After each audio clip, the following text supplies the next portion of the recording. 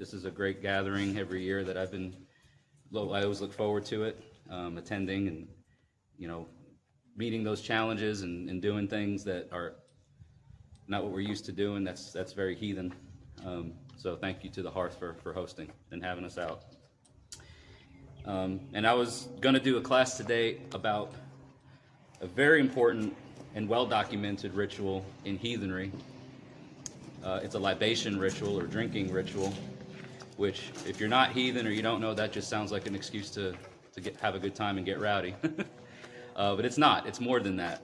So before I start the class, I'd like to just kind of go around. Maybe we'll start on this side and go over here and start asking people, does anybody know what Symbel is? Anybody over here? No? This guy knows. I do. So if you know what Symbel is, what is it? What is it? I said drinking ritual, but for anybody that wants to speak up, what? Toasts, boasts. Toast, boasts, and oaths. Toast, boasts, and oaths. The TBO. Yeah, and that is what Symbel includes. It's a drinking ceremony or a drinking ritual, which involves toasts to the gods, toasts to our ancestors, toasts to fallen heroes, boasts, which I'm going to be talking about what that really means, and oaths. Okay? Has anybody here partaken or been involved with a Symbel? A lot of people. Okay. Have anybody led Symbel? Yeah. So we got a lot of people partaking in one, so you kind of know a little bit about the order of it, or at least the order of the Symbel that you partook of. So the point of my class today is to go over the historical background of what Symbel is, and also some of the myths about how to conduct historical heathen Symbel.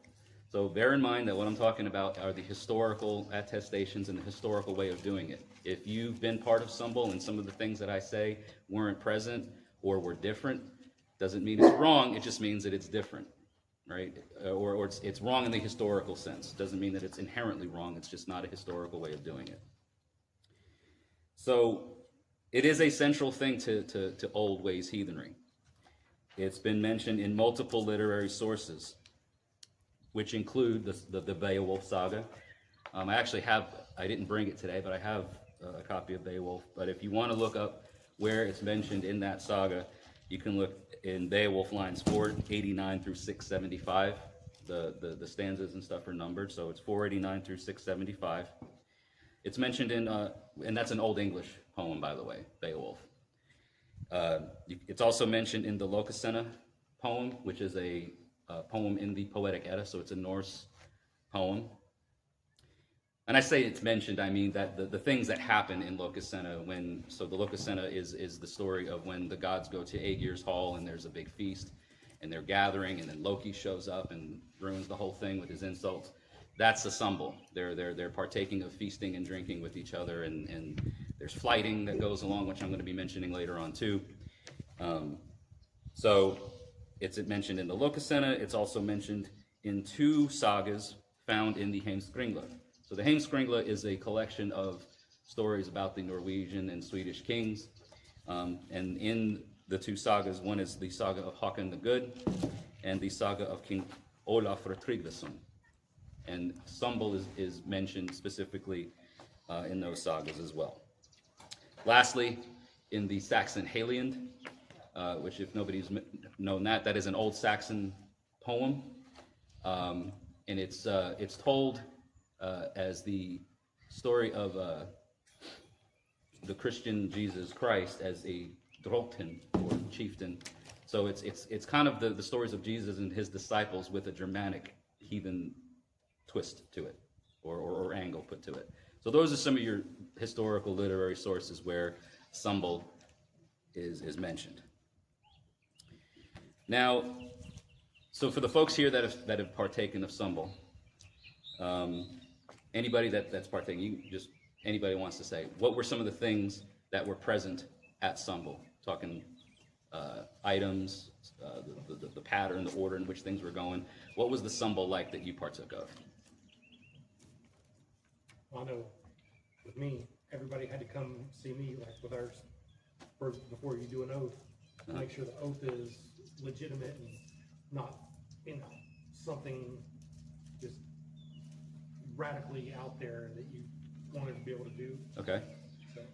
So, So Don is the Thule of the Raven Moon Hearth, and the Thule kind of acts as the enforcer or upbearer of the law of the tribe, right? He's the one that, especially during Symbel, makes sure that things that are being said, oaths specifically, are not outlandish or unable to be kept. So he challenges the oath giver to make sure that they're not just speaking out their ass or talking out their butt to give something that is unachievable.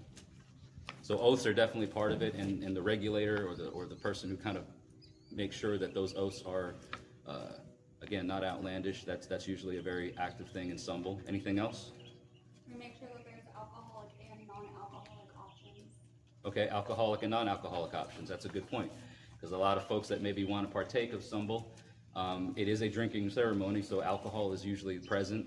But can Symbel be done without alcoholic beverages? Sure, because there could be people that, for whatever reason, whether it's due to health, personal, reasons, whatever, don't consume alcohol. So having those options available is good. Anything else? Central drinking well. A central drinking well. So in some Symbels, there'll be a centralized cup that gets passed around, or maybe set at the table. In a lot of modern Symbels, a horn or something gets passed around and everybody drinks out of it. That's a modern twist to it. So yeah. Traditionally, you have it's usually either the wife of the chieftain or someone very important like that who chooses who it goes to next. Where the cup gets passed. Yeah. So, after reposition. Yeah, that's a position in some Symbels where there's the important lady of the hall. So again, usually like the wife of the significant other of the host is kind of the person to determine the order of Symbel or where the cup goes from person to person. Some Symbels will go just in a clockwise fashion or in a sun wheel fashion, and they'll just kind of go around. Everybody does it a little bit differently, right? So I'm going to start talking a little bit about some of the myths of Symbel. When I say myths, I mean the things that people, if they were to try to start Symbel today without doing their research and just look it up online, what they might particularly find on how Symbel was always done or should be done. Again, I'm going to say that the myths are the things that are not historically accurate. So if you do it now, there's no reason for you to change it. If it works for your group or works for the way you want to do it, that's fine. But this is coming again from the historical angle of things. The traditional way, thank you. So the number one Symbel myth is that there should be one drinking horn that everybody uses, or a chalice or a cup or something. Everybody drinks out of the same thing. Symbel in the Beowulf saga, in the Heliand, Lokasenna, Håkon the Good, in other places in the Heimskringla saga, they do not show an example of a central horn being passed or even set. Multiple cups or steins were mentioned, like in Beowulf, and everyone can have or did have their own horn or stein, and it's clear that from the sources that each person had their own. So the order that the Symbel was done in was done based on, again, we're going to go into how the order of traditional Symbel would be done, but it was not particularly done in traditional sense, in historical ways, with a central horn or cup being passed to every person that participated.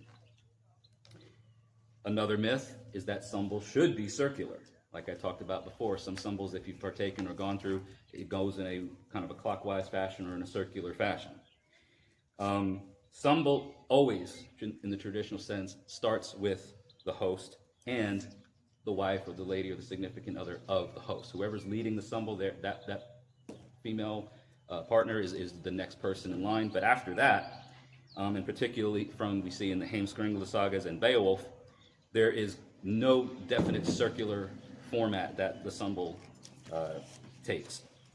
Whether it's through boasts, toasts, oaths, it's not done in a circular fashion. They are usually done at random in the sense that randomly, it could be, you know, if we're sitting around a table or in a hall, and the Sumbel giver, the host starts, and then it goes to the lady. Whoever it goes from there, it might be circular, or it might be from here to there to over here to next to me again, or him or her again. That's the randomness of it. It doesn't necessarily have to be done in a circular fashion. The next one would be that you have to have a drinking horn. So horns are a pretty popular thing, especially in modern Norse heathenry. The drinking horn has been found in a lot of archaeological finds. We know that they were used, but from a Sumbel perspective, usually signs like mugs or drinking bowls, called skallens. So skallen is where we get the word skål, like cheers, you know, from, and cups. Cups are mentioned in the Heliand on the 24th line. The Angles, who were the English, and the Saxons from Old Saxony, the Germanic tribe of the Saxons. So the Angles and the Saxons did have drinking horns. It's mentioned in some of those sources.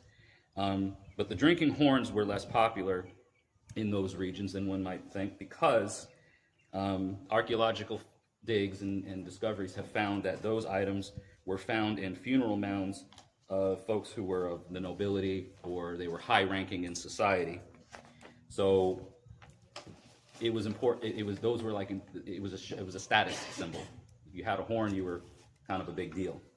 So it appears that most of the time, the common folk, most of the people that partook in Sumbel, they didn't have drinking horns in their possession. So most of the drinking vessels, like for instance what we read about in Beowulf, were ale or beer cups.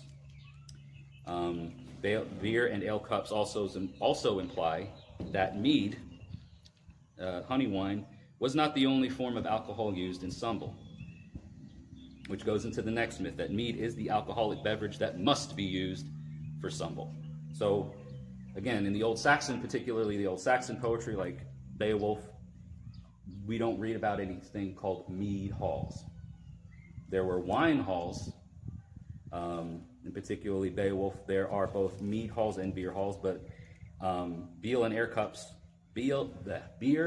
and ale cups being present in the sources also imply that Sumbels can have multiple form of drink. So you might have, you know, beer, you might have wine, you might have mead, you might have something that's non-alcoholic. Goes back to the point of having those options available for people who can't or don't want to consume alcohol. Particularly amongst the Old Saxons, their preference, it seems, was to have wine or cider, an alcoholic hard cider.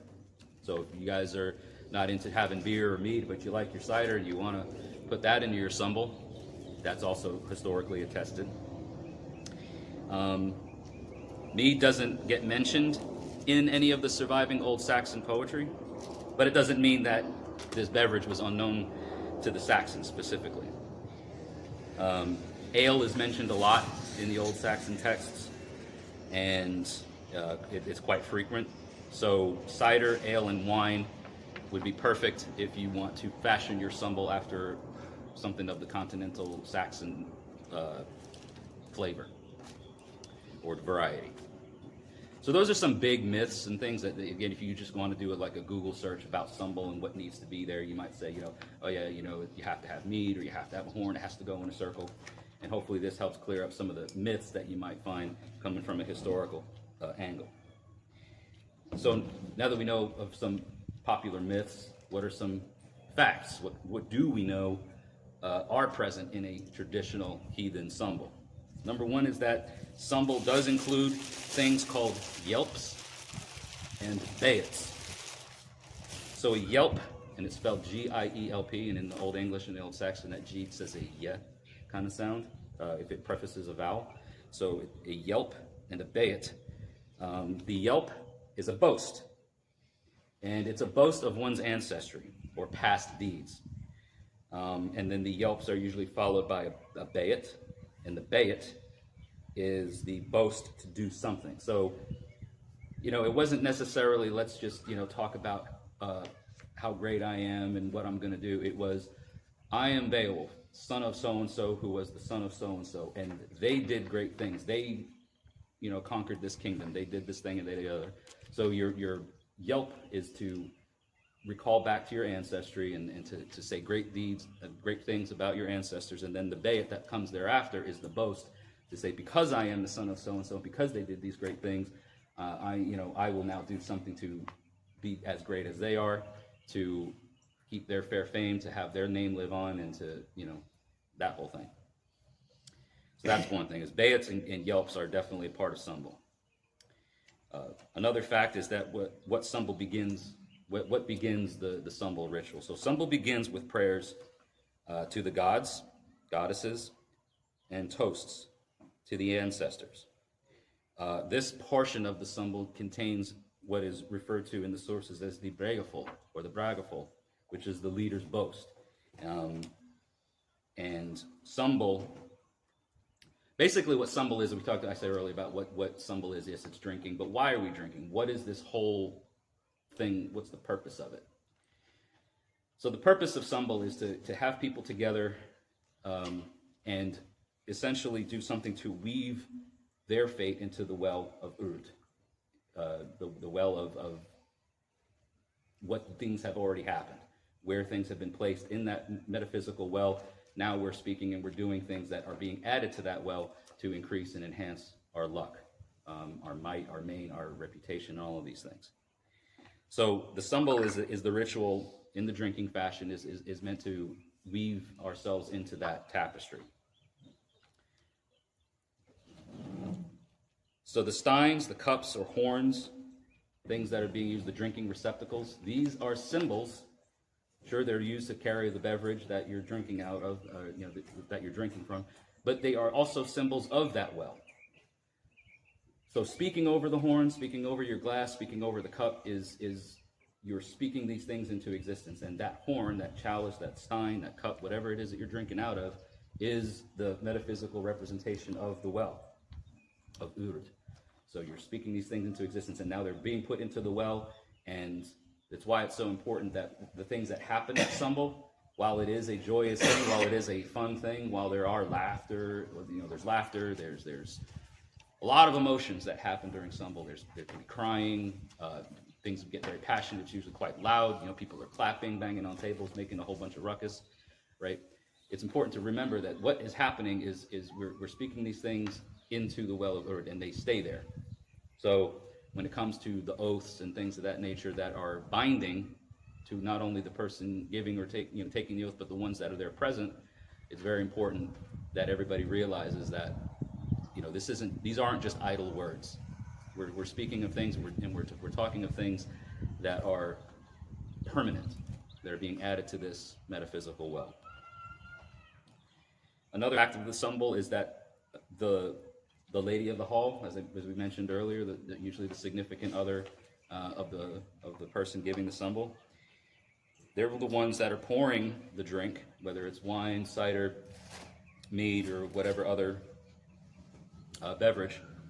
That lady's position in the Sumbel is to be a representative of the Nornir. In the Norse path, the Nornir are the kind of like an equivalent or something similar to like what fate is. So you've got the three Nornir, Urd, Verdandi, Skuld, past, present, future, what was, what shall be, what is to come. And in the Saxons, with the Saxons, they were called the Shapers.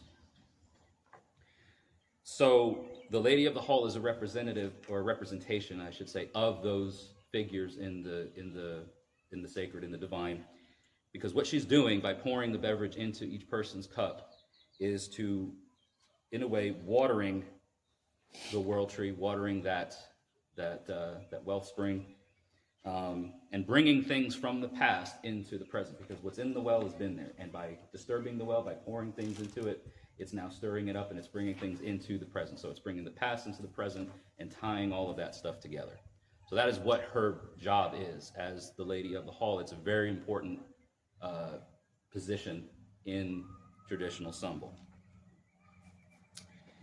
which goes into Sumbel positions. Sumbel does have positions in the traditional sense. It has positions. So who gives the Sumbel? Who leads the Sumbel? That person's title is the Symbel. or the Symbel giver. That person is usually the host of the Symbel, the person who presides over the hall. So the lord, the chieftain, the king, whatever it was in the traditional sense, like that was the important person, and they sit at the high seat wherever the table is in the hall. The seat or the position of the most importance, that's where the Symbel Yifa sits.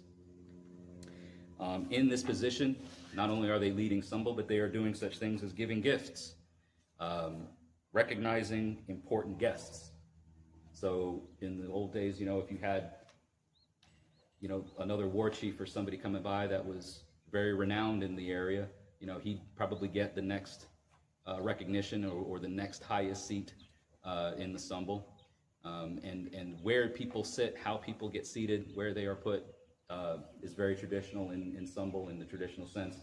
And the Symbel Yifa decides where they are placed. The Symbel Yifa also gives the Bragaful, the leader's prayer. Like I said before, that sort of leading off of the ceremony kind of sets the stage, sets the tone of what's about to be happening. The lady of the hall has a name too. So we talked earlier about this person being the representation of the Norns, or the Shapers. Her name is called the Elebora, or the Ale-bearer. So she is the highest and most important lady of the hall. Again, usually the significant other of the Lord of the Hall, or the Symbel Yifa. She bears the horn, the chalice, the cup, to the person leading the Symbel. So she's the one that carries it and gives it to him. She would often come in to the hall carrying that, and she would also be saying some nice things, bearing flattering words, and advising the Symbel Yifa, the Symbel giver, during the Symbel. She also ensures that the other ladies that are doing the bearing of the cups, so if there are other ladies present, the birla, which just means cupbearer, are doing their job. So she's the one that's filling the cup, making sure that all the people present having taken Symbel are not dry in their chalices or their cups. And then you've got your birlas, the cupbearers, that are the ones making sure that they get to where they need to go. Also keep to note that this position, this job, is done by the females, the women that are important in the society. It was the Elebora, or the Elebora, the Ale-bearer. She was the highest lady of the hall, again, representation of the Norns, and then the other ladies that were the ones bearing the cups and giving them to the people taking Symbel. So the Elebora always pours the first stein, because she's, again, the representation of that Nornir. This is mentioned in a book by, I think it's Paul Bauchatz. Is it Paul Bauchatz? The Well in the Tree? So there's a book called The Well in the Tree, and he goes into detail. So if you want to know really good historical information about Symbel, I believe it's Paul Bauchatz. The book is called The Well in the Tree. So the cupbearers, the other ladies, they are representatives of the Shapers, the rest of the ancestral family line, the Norns, the Shapers, the Weird Tyres, the Frith Weavers and such. And then Don mentioned earlier about being the one to kind of regulate or make sure that oaths and things are not being so outlandish that they can't be kept. That is the position of the Thule. So the Thule advises the Symbel giver, the Symbel Yifa, and will be the one to often challenge boasts or oaths or anything that he or she may feel goes just out, if you can't fulfill your oath or you can't fulfill it. We see this happen in the saga, the Beowulf saga. Unferth is the character in the saga who's the Thule, and he actively challenges Beowulf, questioning his abilities to complete the task that he vowed to do. Because you remember, Beowulf comes in and starts talking about how great his dad was and his ancestors, and then says, I'm going to kill Grendel. Right? Grendel's been bothering the Danes for a while now, and here comes this dude across the sea from Jutland and says, I'm going to kill him. And Unferth is like, well, hold on there, Bobola. Who are you to say that you can do this? So the Thule is the one that challenges the oath, or anything that's being said to do. And it's usually done, again, in the traditional sense, it's done in the tradition of flighting, or fleeting, but flighting is, I think, the right pronunciation of it. And flighting, what basically that is it's roasting. It's foolhardy insults and stuff back and forth, right? So somebody comes in and says, yeah, I'm gonna, do this thing or that or the other to, I don't know, lose weight. I'm gonna lose 30 pounds. The fool might start the flighting and go, well, what makes you think your fat ass can do that? Or something, a little bit of a jab to them, and really challenge them in any sort of a foolhardy way.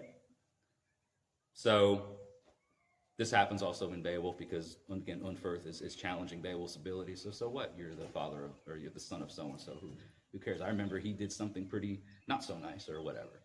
So there's insults. There's that kind of ribbing that goes back and forth, and this happens. Also in another source where Odin appears as a Thule, and you can read about his character as that in the Havamal, stanza 80 and 111, and that's in the Havamal, which is an Old Norse poem in the Poetic Edda. So bottom line is, if you're the Thule at Sumbel, you generally need to have a lot of knowledge about the thing that's being done, so usually getting with the Thule ahead of time when Sumbel's taking place is a good idea, so that way they're fully up to speed on things. Another traditional part, and we don't really see this too much, at least not in the Sumbels that I've attended, is the role of the skald or the shook in Old English. And they would usually recite poetry and song, sing about, who this person was, and tell a story about their great deeds. And that's like the skald's job, or the shook in Old English. All right. So the order of Sumbel, talked about positions. Now what we're going to talk about is the order of it. And from a traditional sense, there's several sources that if you want to go and do more research about it, you can check out a book called An Anglo-Saxon Sumbel, that is written by Eric Wodening. Stephen Pollington wrote a great book called The Mead-Hall, and Paul Bauchatz, The Well in the Tree. So those are some academic sources that you can look at to know more about traditional Sumbel. And again, the sagas, the Beowulf saga, and some of the sagas like Håkon the Good and Olaf Tryggvason in the Heimskringla saga. Those are your Old Norse sources. Lady with a mead cup is a good one as well. Which one? Lady with a mead cup. Yes. Was that Pollington too? I forget. No, I don't. No, that wasn't Pollington. But yeah, Lady with the Mead Cup. Some of these are hard to find. You might could get a copy of them through Amazon, but you might be paying an arm and a leg to get one if you can find it. I know for a while, I think it was that and Well in the Tree were kind of hard to find for any less than $150 or something crazy. All right, so in the order of which things go, the way the guests are entered or brought into the hall, you'll notice that I speak about mead halls, beer halls, ale halls, halls in general. Sumbel, in the traditional way, has to be done indoors. This goes back to why the symbols of the horn or the symbols of the cup as being the well.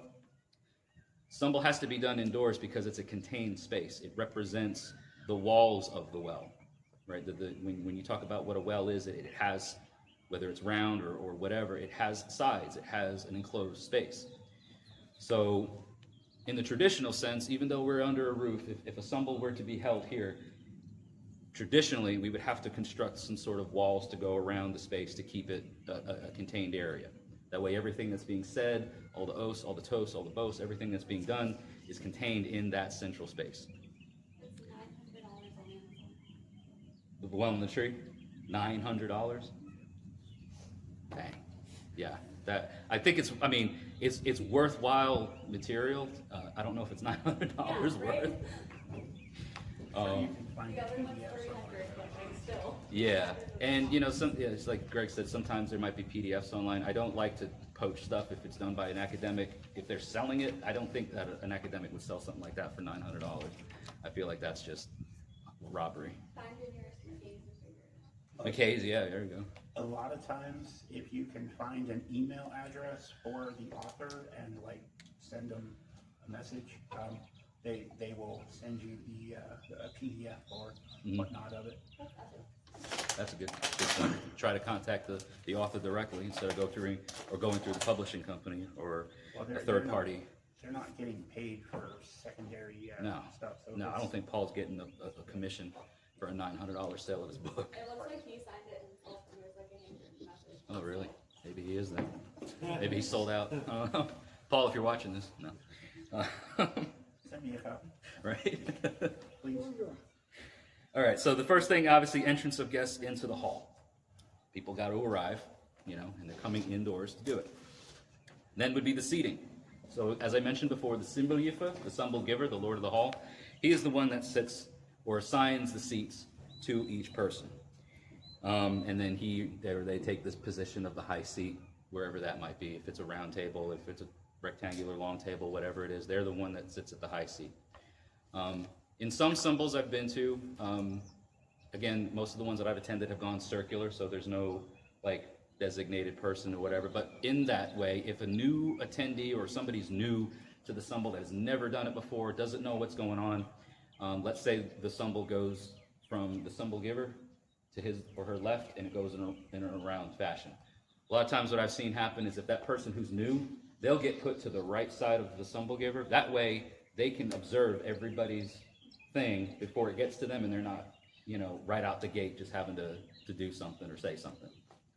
So you can consider that if you want to do a round table sort of format of Symbel, and you have a new person there, it might be nice to just put them to the person's right. That way they can see what everybody says and does before it gets to them, and they get a little, they get their feet wet that way. After everybody is seated in their respective positions, the next thing that happens in the traditional Symbel is the Symbel Yif's forespeech. And usually this is just an opening speech. In the Beowulf saga, Hrothgar is the Symbel giver. He's the king. And he says something along the lines of, "Sit now to Symbel and unwind your measures, victory-hearted heroes." You can make up something, you can use something from the sources if you want. But as the leader of the Symbel, as the Symbel giver, it's usually an opening forespeech to welcome his guest and give some sort of, high regard to them at that point. After the Symbel giver gives his speech, it then comes to the Elevora, the alebearer, the lady of the hall, to give a speech. She's usually not in the same space then at that point. She's outside of that space, and then she comes in with the horn or with the cup. She greets everybody present, and then usually, again, speaks words of flattery, makes everybody feel good, specifically to the Symbel giver in the line that is written down in Beowulf. What's her name? Wealhtheow. Wealhtheow is the king's queen.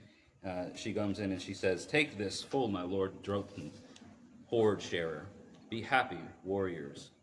Gold friend, and speak to the Yeats with mild words."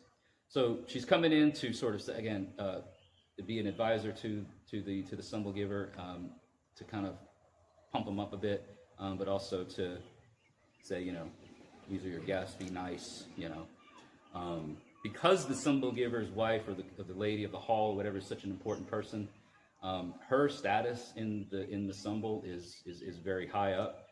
So a lot of times, if I've heard of some groups that have had situations where something not so nice is being said about one of the guests, or that maybe they were slighted in a way, like let's say an important person in that area comes to Symbel and he's seated at a not so good seat, or he's the last person to get his speech out.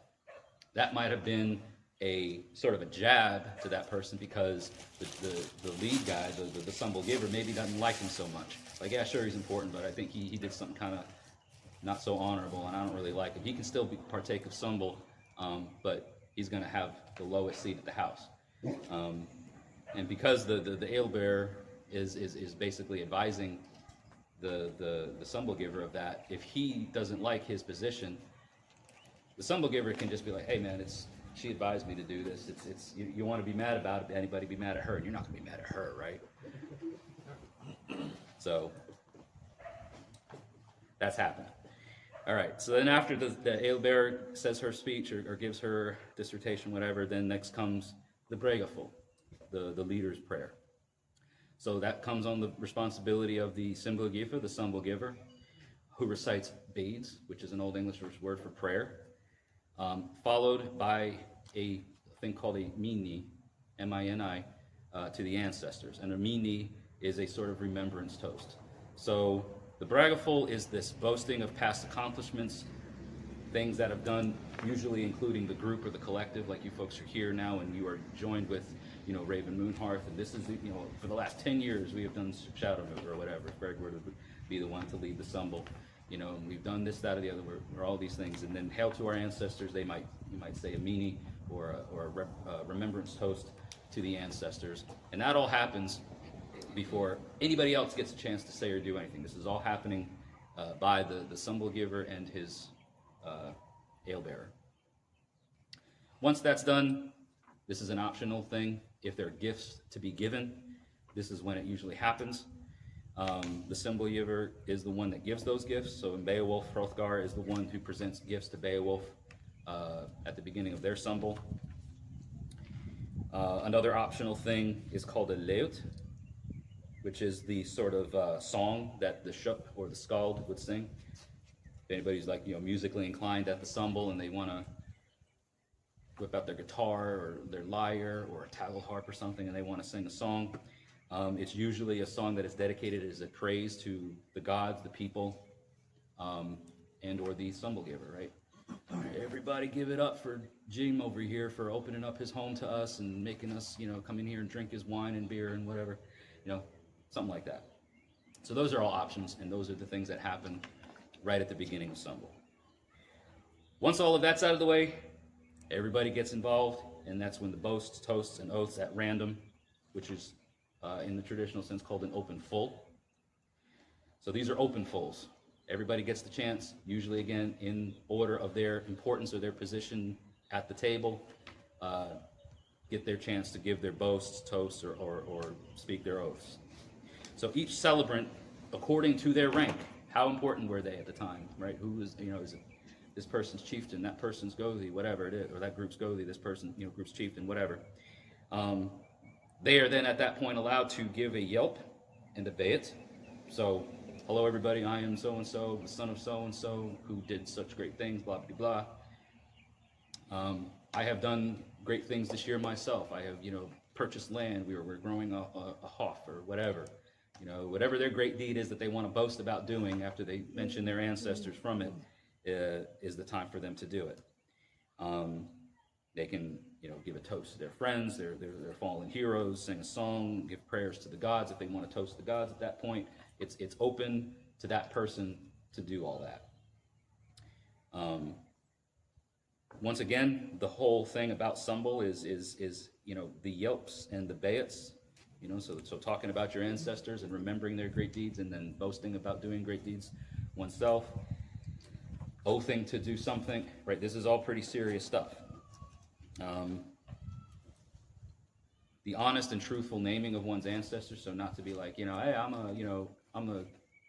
the great grandson of a Cherokee princess or some kind of ridiculous thing, like I'm a direct descendant of Ragnar Lothbrok. yeah, stuff like that, Rollo was my great grandfather or whatever. You don't want to make any sort of crazy, outlandish things, because then the Thule could be like, I don't think so, man, because the Cherokees didn't have princesses like that, or I don't really know. Where's the paperwork that shows me you're Just because we called you a princess. right? Yeah, just because you have a pet name doesn't mean nothing, So it's honest and truthful things, the naming of your ancestry, your past achievements or their past achievements, and things or vows or oaths to do something of a significance in the future. They're serious matters, because you're not just, again, they're not just, I feel like I want to make a boast or an oath or to do something. With everybody sitting there, they are all now tied into, we talked about the well and the metaphysical, why it's in a building, why it's all contained, why there have to be walls and a roof over you to do, for it to be called Symbel. All of this stuff is being poured into the well, which means it's not just the person's responsibility that says they're going to do something. Everybody's now responsible for it, because if they don't do it, their luck is on the line. So it's as important for them that that person does what they say they're going to do as the person doing it is to do it, or saying they're going to do it. So this is, again, why the important role of the Thule is because, he's not just looking out for this guy or this girl's luck, he's looking out for the luck of everybody else that's now gathered together. Has anybody experienced something like that in their Sumbels that they've attended? Where, people start talking out their ass or whatever, they start making up things, or, and it's like, hold on now. Maybe they drink a little bit too much, they've had a little bit too much to drink before the Sumbel. And that's the other thing too, because it's an alcohol, because there's alcohol present, I always make it a rule when I do Sumbel is, make sure that everybody has your wits about you. If you want to get tipsy, you want to, have fun or whatever and drink, wait till after Sumbel. Don't come into Sumbel drunk off your ass, unable to, keep your stance and have words, show some respect for the ceremony. And then after the fact, if you want to, get ripped, it's up to you. But you are sharing your luck with those people. I know you and I have had an experience that the first time we had somebody there who wanted to make an oath, and I didn't feel comfortable, taking part in that. Right. So I asked permission to, leave the hall for a little while so that he could make his oath, and I wasn't a part of it. Yep. So that might be a thing too. If you're ever at a Sumbel and somebody's starting to say something that you just like, man, I don't know if I want to be tied to that. I don't want to be connected with that. Nothing wrong with excusing yourself from it. I don't think that's a disrespect or anything to the Sumbel giver at all. Again, all those types of things in the traditional sense, everybody coming to Sumbel should know about all that. They should know that this is what's going to be happening. So if you're here, Responsibility to honor your own limitations. Responsibility to, what was it? To honor your own limitations. Honor your own limitations, right? So your initial boast, this is kind of, again, what would trigger the flighting. So if somebody comes in and says that they're gonna, I'm the son of so-and-so and I'm gonna do this, that, or the other, this would be the flighting. This is when the flighting would start. If you want a good example of what flighting would sound like or look like, read Lokasenna. That poem, when Loki comes in, he wasn't invited, so he's already pissed off at the gate. Why wasn't I invited? Odin, you said that when we shared blood, that you wouldn't have a drink unless one was poured for me, you son of a bitch. And oh yeah, Freya, you screw anything that walks. And he starts just blasting the gods like left and right. So OG rap battle. yeah, so it's like an OG rap battle, and it can get pretty dicey. In Lokasenna, there's that. In the Beowulf saga, he boasts. He said, I'm the son of so and so, and I'm going to kill your monster. This monster that's been horrifying everybody and just wreaking havoc on your land and your homes. I'm gonna kill him. So the flighting in that case was when Unferth was like, I don't know about all that, because he's done some pretty crazy things, and look at all these brave men that can't stand up to him. Who are you, right? Then that's where the challenge. The challenge to the boast is, in a sense, the start of the flighting. I don't think you're as big of a badass as you say you are, and here's why. Once that happens, again, it's an exchange. So there's the rebuke. The boaster then is going to be like, I do think I'm the biggest badass that can do this, and here's the reason why. And they're going to, further talk about the details of their greatness or their awesomeness or why they are the man or the woman for the job. So this goes back and forth until eventually either the Thule or the boaster shuts up, right? If they go back and forth and the Thule's like, I got no more use for this guy, I've said my piece, I think what I think, and the boaster's like, yeah, exactly. Then it usually will land on the Symbel giver, the Lord of the Hall, to decide, ultimately, whether or not what the boaster is saying, the person who's giving this oath, this mighty proclamation to do something, they'll be the ones to determine ultimately if it's worthy or not. And then this continues. These are the open fulls, when the person boasts, toasts, or oaths, that's going to continue until the Symbel giver decides that the Symbel should end. And then at that point, the Symbel giver usually closes with a final meaning or remembrance to the ancestors and gods. And then everybody said their piece. Any of the random open boasting, toasting, oathing is done. So when everybody's done and everybody's settled, that's when he'll call it to an end.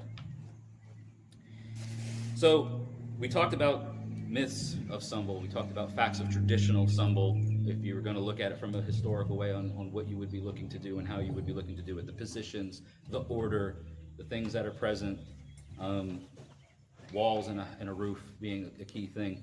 You know, so what if you wanted to have something with a bunch of people in a place like this, where, yeah, sure, there's a roof over our heads, but there's technically no walls? Or what happens if you don't have a pavilion or a roof, you know, with canopies or anything like that, and you just want to sit around the fire and do something like this? Can you call it Symbel?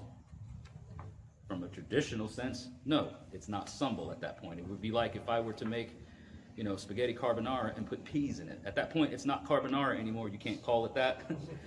So you can call it, you know, creamy spaghetti with peas, but it's not carbonara, right? So the same thing. It's not Symbel if you're doing it outdoors. There is a thing called Jeverskippe. And Jeverskippe is a term that is referred to in Pollington's book, which was, what was it? The Mead-Hall. So in the Mead-Hall, Pollington refers to Jeverskippe as this ceremonial sort of thing, but a little bit less structured. There's not as much of the metaphysical elements added to it. And in a lot of you know, modern heathen things like what we're doing here today, it might be referred to as like just an impromptu Symbel, like, oh, we're all gathered here together. Hey guys, gals, let's have a Symbel. Again, not technically Symbel, so we call it a Jeverskippe. And Jeverskippe is just it's an old English word that just means beer drinking, ale drinking. You know, you're just out drinking and having a good time. So it will have a lot of the same elements, minus the roof, minus the positions, right? It'll have a lot of the same elements, such as the boasts, the toasts, the yelps, the bayets, and all that. Lot less formal, okay? So as such, there are less rules, you know. So instead of, you know, people being positioned or seated in places of high rank and honor and that sort of thing, it's a little less structured that way. And it would go in rounds, so you could have people assembled in a round sort of round table, or, you know, you could go in that order. Everybody gets a chance to say something, and you just follow the pattern of, you know, the person to your left goes next, sort of thing. And it would probably be the most common type of thing that we would experience in big public gatherings, where if we wanted to do something like that, that would be what we could call it, without breaking the tradition of what true Symbel is from a historical sense. Now, there are other things that don't get mentioned in sources that get done in specific groups. In heathenry, there's a lot of different types of heathenry. There's, you know, Ossatru, Vonatru, Rokatru, Brosatru. No, that's not it. You know, Fornisaid, Odsidu, Theodish beliefs. The Thaids, they're Anglo-Saxon approach to things, and they're a bit of a fringe group of folks that look at heathenry through a very specific lens. And they have a tradition called, they have High Symbel.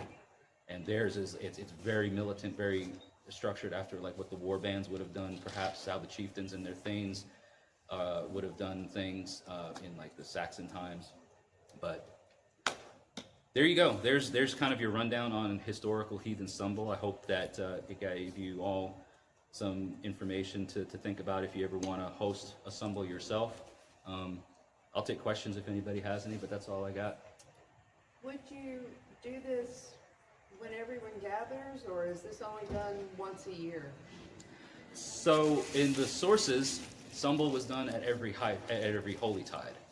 So you would have a Symbel at Yule, you would have a Symbel at Winter Nights, you would have a Symbel at your victory feast. You had your feast, the bloat, or the bloat to the gods, the feast with the people, and then during feast you would Symbel. Okay. So you can do it as many times of year as you want to, for a specific occasion or not. You know, like I'm going to be going to an event in a couple of weeks that is not a heathen event. It's a men's retreat and leadership summit for men's mental health and spiritual health, and we're going to have a Symbel there.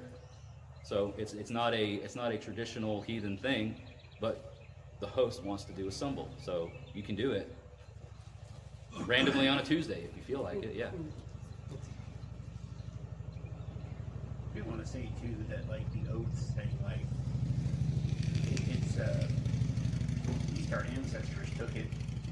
seriously. I was just looking over there and happened to see the saga of the Jomsvikings, and in that saga, a bunch of the Jomsvikings, which were a mercenary group, got together with one of the kings. I don't remember who exactly, and they did a Symbel. And they got pretty trashed, and one of their leaders actually took an oath to go and kill like this other group of people. Oh yeah. He woke up in the morning and had forgotten all about it, and the king was like, "So, So what about that? Do this or what?" Yeah. And like they had to go do it because they made that oath. Yep. So it's not something to take lightly. No. Yeah, case in point to that, that's why I mentioned before, is if I'm going to do it, if I'm going to be at a Symbel, or I'm going to lead a Symbel, is everybody's, had not anything to drink, or they're sober enough to be able to have their wits about them to go into this. Because if you're going to start talking about wanting to accomplish something, we're all kind of responsible now. Our luck is being tied with yours at this point. So if you don't do this, John, I think you talked earlier about people that had oaths. They would come to you as the Thule, and you would determine whether it was not. Now, we didn't talk about something in this about what happens if you don't keep your oath. What happens if you say something that you're going to do and you don't do it? Anybody know what happens with that? Pay the shield. Pay the shield, or the wear guild is another term that you might hear get used. And basically, what that is it's the Thule's job to set that shield, to set that wear guild, and to say, well, then if you don't kill Grendel or you don't lose that weight, what's the price that you have to pay to preserve not only your honor, but the luck of everybody else that's here? Because if you fail to keep your oath, you've lost your honor. And then you've impacted the luck of everybody else here too. So what are you going to do to fix it if you mess up? And that's what shield is, or wear guild. I usually set it pretty high. Yeah, because you don't want them to break it. Yeah. For RMH, like when we do it, If somebody does fail their oath and does not pay the shield, I give them a certain amount of time, and I'll if there's progress towards the shield, that's one thing. But if they just don't do it, then essentially we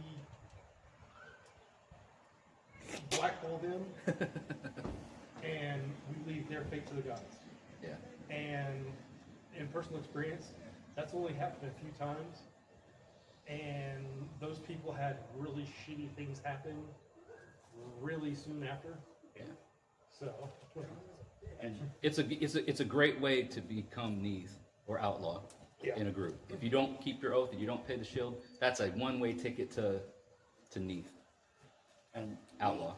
we actually, like, when you make the oath, like, that's also when the shield is not added, but like it's mentioned, so everybody knows.